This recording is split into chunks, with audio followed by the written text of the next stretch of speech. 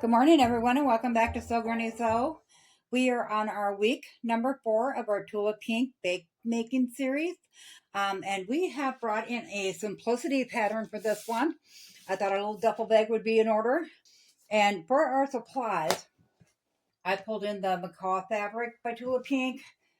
So it looks like that. I got 1 yard of that, and I don't know how much we're going to use quite yet. And then I just pulled in a variety of different ones that we can use for trim work or pockets or whatever on them, which all pull out the reds and the pinks and so forth in the macaw fabric. And then I do have some dark red piping that we may or may not use. And then this is one of our bag kits over at Ivy Bakes and Things with Maria. She has been such a sweetheart. She put these kits together for us. So you can head on over to her shop. She has them in 2 different sizes. So in this one here, we have 2 yards of the webbing in almost like a hot pink, maybe more of a fuchsia. I can't really pinpoint what color it is because it looks different as you turn it in the light. Really pretty though. And then we got a white zipper with the pink tees in it. These are our number 5s. And then you get your number 5 pink zipper pulls that matches. They are so pretty, they sparkle. I know the last Tula bag we did, I think we used the blue one out of a kit made with blue. And these are just like that, but they're with the pink. And then we have our swivel hooks, our D-rings, and our sliders for our straps. Not sure we're going to be using the slider on this bag though. So with your Tula Pink fabric, Silva over at 3 Minute Charms still has quite a lot of the Tula Pink left in a few different lines. She also has on pre-order the Tabby Deja Vu one. So you'll want to be sure to head on over there and check that out as well. So I'm going to go ahead and I'm going to get ready. I'm going to open this pattern up and see what pieces we all need. The amount of fabric it says, and we're going to replace some pieces on here with some of our smaller scraps. So for our overnight bag, it says 1 5/8 yard of 45 inch. Contrast handles is a half yard of 45 inch. However, we're going to be using the webbing instead.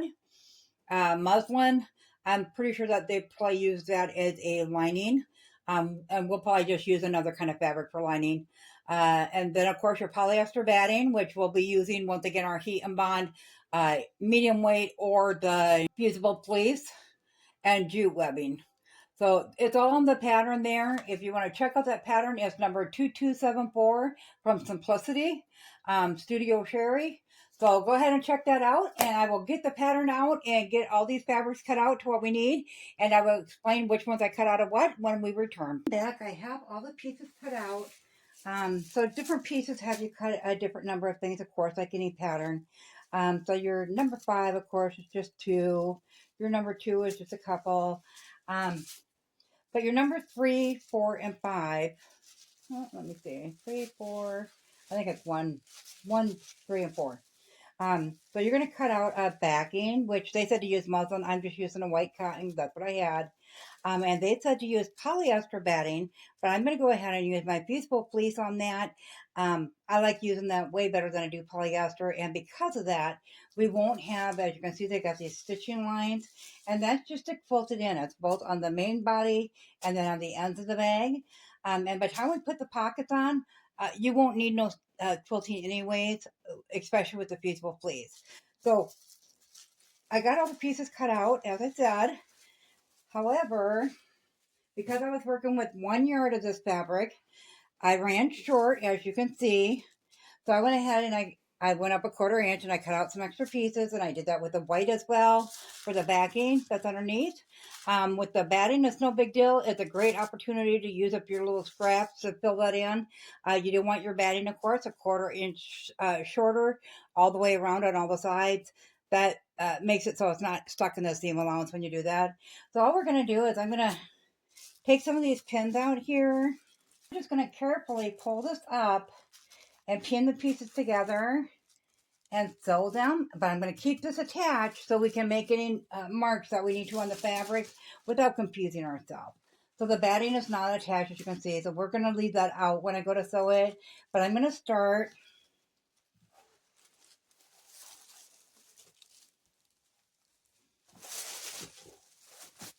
by trimming up so we have everything the same size in here.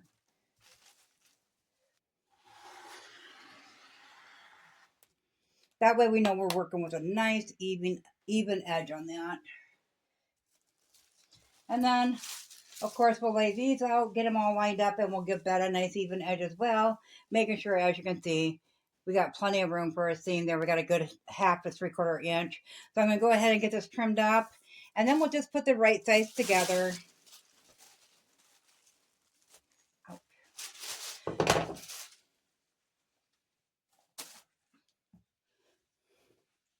So then we'll just lay it on there, make sure we got them going the right way, which is just kind of a tossed fabric, so it goes whatever way.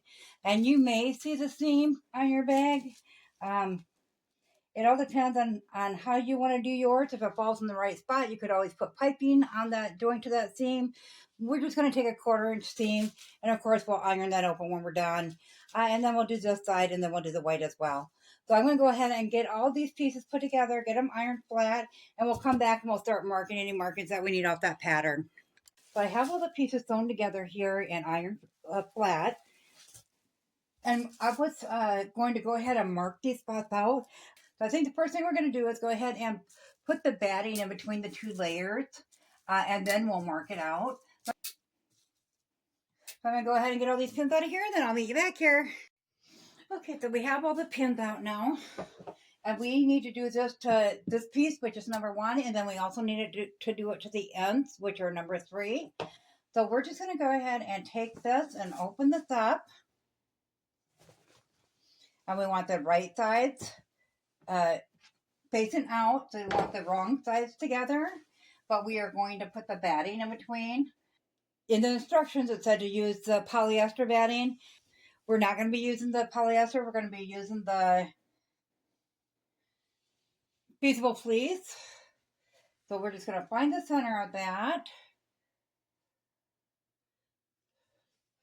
And on your fusible fleece, of course, you got glue, and you can feel the difference. And then you got a smooth side. So we want to make sure the glue is towards the thing. And we got the middle right here. So we'll line that up with this.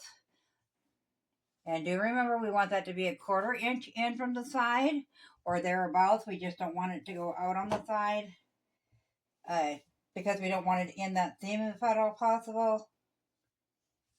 So once you get it on there, it doesn't have to be exact, because we are going to have to, I'll go ahead and throw a couple pins in to hold that there. We are going to have to splice in at the end.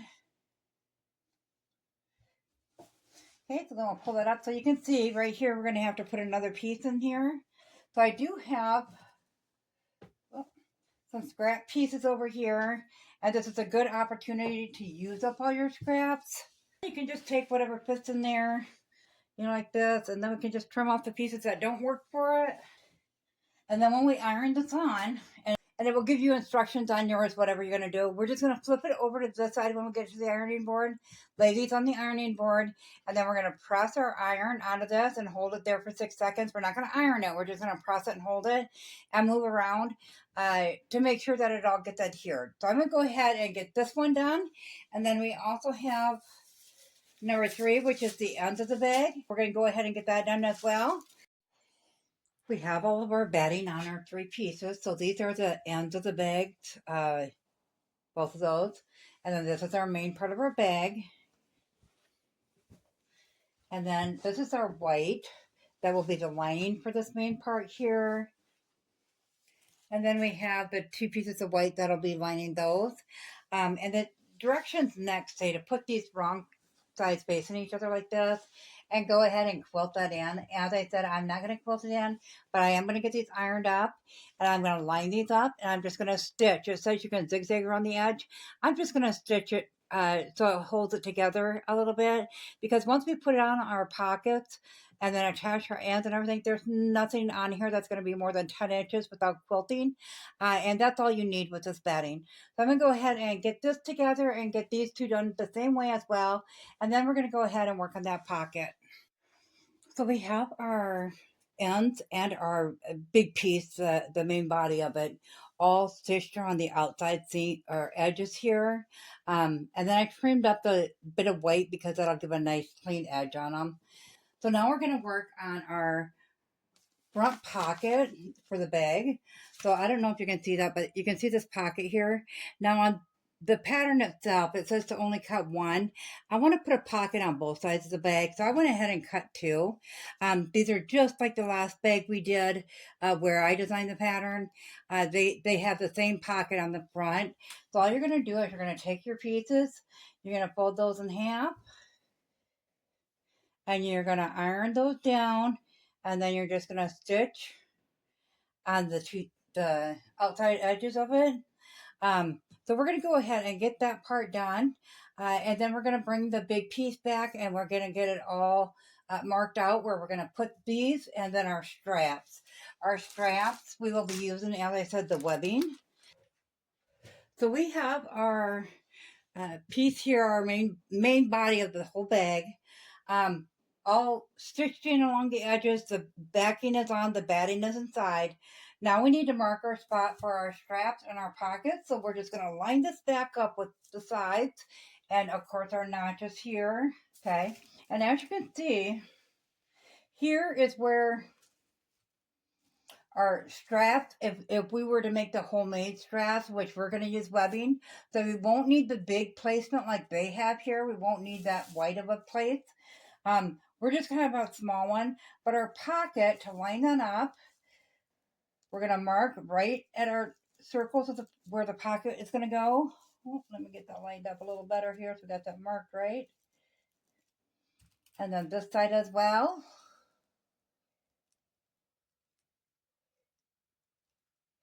And then I'm just going to take my chalk, flip that back, and I'm going to mark because this is going to be inside of the pocket, inside of the stitching anyways. Okay, so we got that marked there. And then when we get our, I'll connect those dots here in a second, but when we get our pocket on there, then our straps are just going to lay on the side, just like the last bag that we did. Go ahead and pull these out. We'll put a ruler down here and we'll draw this line so we make sure we got that pocket in there nice and straight. I'll just fill that line in. And then we know we need to just line up the bottom of that pocket with that. So now that we have that drawn on there, I'll grab a pocket here. So this is what our pockets look like. So we have the fold line. Now it didn't say to put the top stitching in. I just did that. So then we're just going to line up our pocket right where that line's at.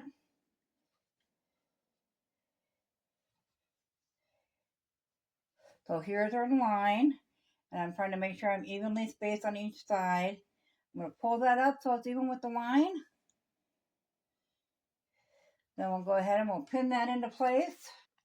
And then we'll bring it to the sewing machine and we'll take a 1/4 inch seam right here. And then we'll iron that open just like we did on the other bag. And then I'm just going to put a pin in the top for now. And we'll flip it around and we'll do the same exact thing to the other side of the bag. So I'm going to go ahead and get these pockets on and I'll meet you back here. We have both pockets on.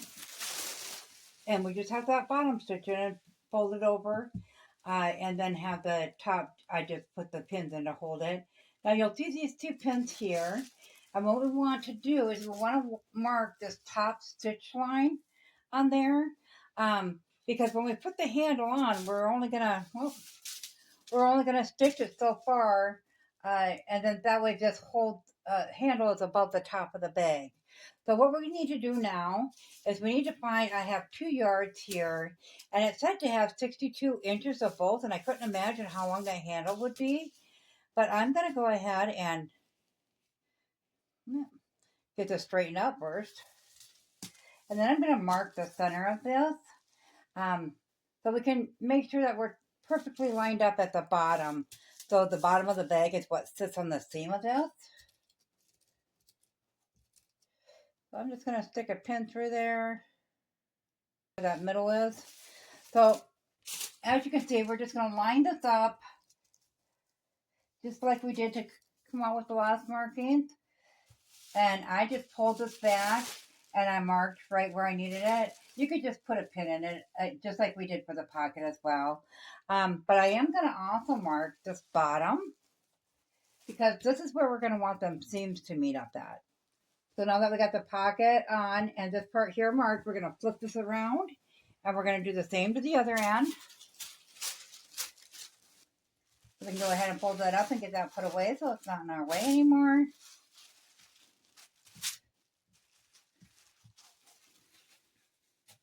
Okay, so then we'll just take our middle of our handle here and we'll put that on. Now we want to, okay, we'll line up, oh, I don't know if you're seeing that there. We'll line up these two pins right here in the middle of our strap, in the middle of that. But we also want to make sure that we're lined up along the edge of that pocket because that's going to sew on that edge of that pocket. So once again, we'll just like we did the last bag, line it up to the edge, and then we'll pull it over a little bit farther so when we stitch on it, it's enclosing that. So we'll go ahead and start pinning that down.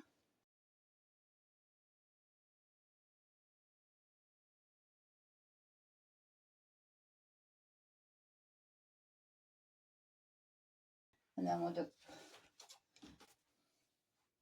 bring this down to the middle. Now with these edges here, you can burn them, which I will before I sew this. But for now, we'll just go ahead and we'll pin that into place. And make sure we're lined up on this side.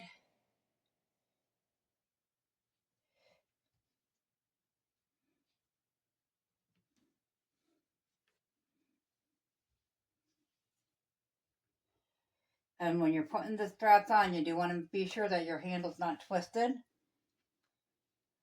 And then we'll go ahead and we'll flip it around.